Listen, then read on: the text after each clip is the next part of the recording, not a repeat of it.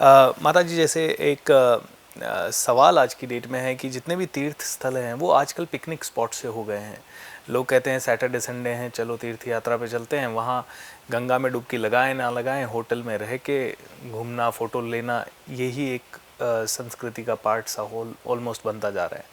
ये कितना सही है और भारतवासियों को इसके ऊपर क्या विशेष ध्यान देना चाहिए? कहीं ना कहीं खून में पॉजिटिव एनर्जी की तलाश है जी।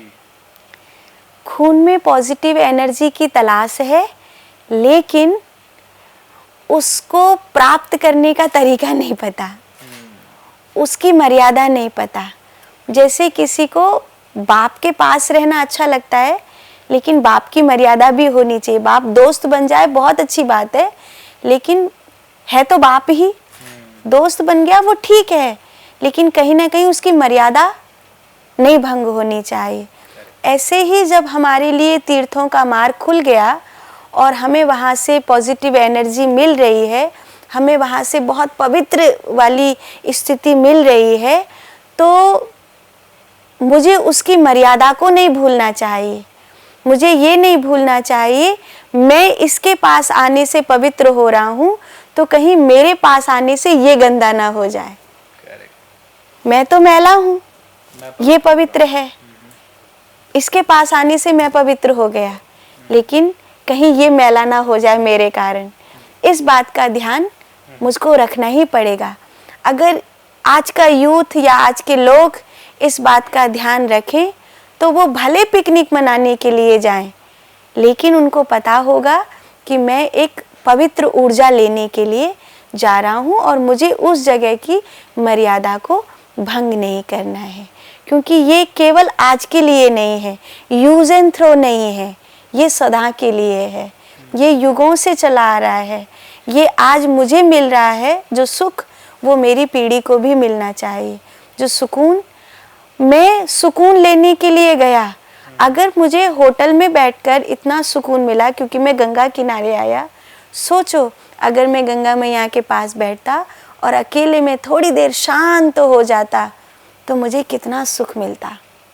वहाँ पर बजाय होटल में बैठने के, बजाय भोजन का आनंद लेने के, बजाय बाकी की चीज़ों का आनंद लेने के, अगर मैं गंगा मैया के पास बैठ जाता, कहीं मंदिर में गया, तीर्थ में गया, किसी पेड़ के नीचे 2 मिनट बैठ जाता, अपने बच्चों को शांत लेकर के, आँख मीच करके यहाँ थोड़ी देर शांत हो जाओ, थोड़ी देर अपने में डूब जाओ, तो वो उस तीर्थ की जो वास्तविकता है वो तुमको प्राप्त हो जाती। फिर वास्तव में वहाँ जाना तुम्हें ऊर्जा से भर देता। अभी क्या है कि तुम गए और तुम्हें सुख मिला क्योंकि तुम यहाँ से कहीं दूसरी जगह निकले। मन को क्या है, नया चाहिए, मन को कुछ अलग चाहिए। घर में बोर हो गए थे, वहाँ गए, कुछ नया मिला, हाँ भाव हुआ। मुझे वहाँ कोई नहीं पहचानता था, मैं किसी को नहीं पहचानता था। वो मन को उस समय मन रुक जाना चाहिए। सुख कहाँ है? मन के रुकने में। जहाँ मन रुक गया वहीं सुख मिलेगा। तो गया, थोड़ी देर सुख मिला, फिर आया, लेकिन उस सुख को अगर टिकाना था तो उसमें ध्यान में डूब जाना चाहिए था। ब्यूटीफुल। तो माता जी, जैसे कई लोग अभी ये भी है कि गंगा मैया में अस्थियां समर्पण कर रहे हैं, वो हमारे सदियों से परंपराएं चली आ रही है, तो कितना सही है? क्योंकि कई लोग अब इसका विरोध भी करने लगे हैं कि आप पानी को मैला कर रहे हो, आप आडंबर कर रहे हो। तो क्या हमें अपनी पूजा की सामग्री या अस्थियां गंगा मैया में विसर्जित करनी चाहिए, नहीं करनी चाहिए? गंगा कभी भी अस्थियों के विसर्जन से या पूजा की सामग्री विसर्जन से या माला फूल से मैली नहीं होगी। गंगा मैली होगी जो शहरों का गटर छोड़ा जा रहा है उससे। गंगा मैली हो रही है जो फैक्ट्रियों का गंदा पानी छोड़ा जा रहा है उससे। जो मनुष्य अपनी गंध छोड़ रहा है उससे गंगा मैली हो रही है। अस्थियों से कभी गंगा मैली नहीं होती। बल्कि कुछ चीज़ें ऐसी हैं जो अगर प्रैक्टिकली देखी जाएं, जैसे हम धरती को उपजाऊ बनाने के लिए उसमें खाद डालते हैं। पहले का इंसान जब मलमूत्र विसर्जन करने के लिए जाता था तो खेतों में जाता था, उससे धरती की उर्वरा शक्ति बढ़ती थी। आज भी कई जो मिट्टी को जानने वाले लोग हैं वो कहते हैं कि अगर जो गटर है उसको मिट्टी से जोड़ दिया जाए तो उसकी उर्वरा शक्ति बढ़ेगी। ऐसे ही अगर जो हमारी अस्थि हैं वो हड्डी अगर गंगा के पानी में बहती हैं तो एक तो जिसकी अस्थि जा रही हैं उस, चूँकि ये शरीर है, इसका एक विज्ञान है। जब हम मर जाते हैं तो हमारा सूक्ष्म शरीर यात्रा करता है और जो हमारा स्थूल शरीर होता है उसके हिस्से मिलते हैं। पानी पानी में मिल जाता है, वायु वायु में मिल जाती है, अग्नि अग्नि में मिल जाती है। जब हमारा दोबारा जन्म होने वाला होता है तो हमारा सूक्ष्म शरीर गर्भ ढूंढता है। तो हमारा सूक्ष्म शरीर जब गर्भ ढूंढ रहा होता है तो जो हमारा पिछला शरीर गया था तो वहाँ से जो पानी आया, वहाँ से जो अग्नि आई, वहाँ से जो मिट्टी का तत्व आया खान पान के द्वारा या कैसे भी, वो सब जिस वीर्य में ज़्यादा मात्रा में होता है उस वीर्य से मैं उस सूक्ष्म शरीर को माँ के गर्भ में धारण कर सकता हूँ। मतलब मैं सब जगह से इकट्ठा होता हूँ, मैं पूरा इकट्ठा नहीं हो पाता हूँ, मैं बिखरा बिखरा रहता हूँ। इसलिए कई बार महसूस किया होगा कि मैं किसी जगह गया, मुझे ऐसा लगता है ये मैंने पहले देखी है जी। मैं किसी व्यक्ति से मिला, ऐसा लगता है ये कहीं देखा देखा लग रहा है, मैं इससे पहले मिला हूँ, क्योंकि मेरी जिंदगी का कुछ हिस्सा उसमें सम्मिलित है। और जब मैं पिता के वीर्य से माता के गर्भ में आता हूँ तभी भी मेरा बहुत हिस्सा आता है, बहुत हिस्सा किन्हीं और पंच तत्वों का आता है, किन्हीं और तन्मात्राओं का आता है, वो भी मुझ में जीता है। इसलिए कई बार लगता है मैं हूँ पर मुझ में कोई और भी है, मुझ में कोई और भी जी रहा है, मुझ में बहुत सारे हिस्से जी रहे हैं। जब मैं अपने आप में पूरा होता हूँ तो एक कंप्लीट मैन होता हूँ। मैं अगर बहुत ज़्यादा अधूरा हूँ, मेरा पूरा हिस्सा नहीं आ पाया है, तो मैं बिखरा बिखरा बिखरा बिखरा जीने लगता हूँ। अब जब मेरे हिस्से बट रहे थे उसमें मेरी जो हड्डी हैं वो किसी तरह उस पवित्र जल में गई जिसमें ब्रह्मांड की पवित्रता का सबसे अधिक गुण था। मेरा हिस्सा वहाँ गया, तो जब मैं वहाँ से लौटूंगा तो बहुत प्योरिटी लेके लौटूंगा।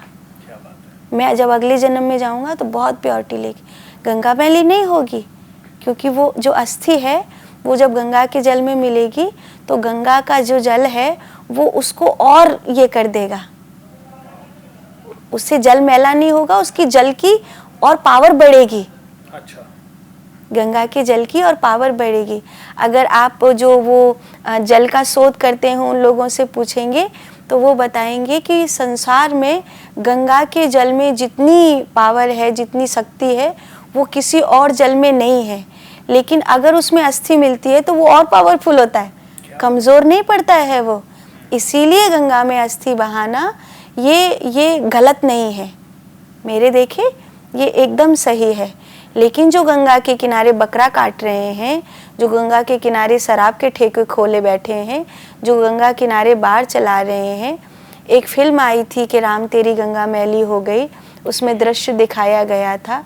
मुझे नहीं पता कि उस समय ऐसा होता था या नहीं होता था, पर उसके बाद ऐसा ज़रूर होने लग गया कि गंगा मैली होने लग गई। लोगों ने जो विचारों के द्वारा, नशे के द्वारा, शराब के द्वारा, हत्या के द्वारा, फैक्ट्रियों के द्वारा, शहरों का वो छोड़ने के द्वारा, बिजली बनाने के द्वारा जो किया है, उससे बुरा कुछ नहीं हो सकता गंगा के साथ। कलयुग में अगर गंगा आज थोड़ी बहुत है तो वो यूँ समझ लीजिए कि शायद अभी मनुष्यता जिंदा है। लक्ष्मी भी थी इस धरती पर विमला नदी के रूप में, वो चली गई। सरस्वती थी इस धरती पर, धीरे धीरे वो भी चली गई। गंगा है, ऐसे तो देवी भागवत में लिखा है कि कलयुग के 5000 वर्ष पूरे होने पर गंगा भी कलयुगी मनुष्यों को छोड़कर स्वर्ग में आ सकती हैं, लेकिन शायद चली भी गई हों, क्योंकि गौमुख तो टूट गया, पहले जो पर्वत का मुख था वो बिल्कुल ऐसे गाय के मुख जैसा दिखाई देता था, लेकिन कुछ वर्षों पहले वो टूट गया अपने आप प्रकृति के द्वारा। अब वो गाय के मुख जैसा नहीं दिखाई देता। पुराने किसी के पास फोटो पड़े होंगे, वो पहाड़ एकदम गाय के मुख जैसा दिखाई देता था जिसमें से गंगा निकल के आती थी। लेकिन अभी गंगोत्री पर भी ऐसे ऐसे चीजें होने लगी हैं कि लगता है कि गंगा भी, अगर मुझसे भी कोई कहे कि इस कलयुगी मनुष्यों के बीच में रहना है, इन गंदे लोगों के बीच में रहना है, तो मैं भी कहूँगी कि मुझे चले जाना चाहिए, तो गंगा भी कहेंगी कि मुझे चले जाना चाहिए।